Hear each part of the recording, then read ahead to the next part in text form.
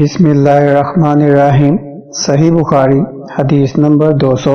حضرت انس رضی اللہ عنہ سے روایت کرتے ہیں کہ رسول کریم صلی اللہ علیہ وسلم نے پانی کا ایک برتن طلب فرمایا تو آپ صلی اللہ علیہ وسلم کے لیے ایک چوڑے منہ کا پیالہ لایا گیا جس میں کچھ تھوڑا پانی تھا۔ آپ صلی اللہ علیہ وسلم نے اپنی انگلیاں اس میں ڈال دیں۔ انس کہتے ہیں کہ میں پانی کی طرف دیکھنے لگا، پانی آپ صلی اللہ علیہ وسلم کی انگلیوں کے درمیان سے پھوٹ رہا تھا۔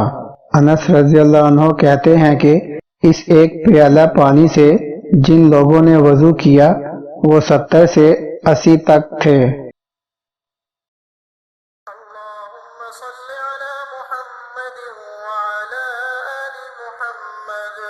كما صليت على إبراهيم وعلى آل إبراهيم إنك حميد مجيد اللهم بارك على محمد وعلى آل محمد كما باركت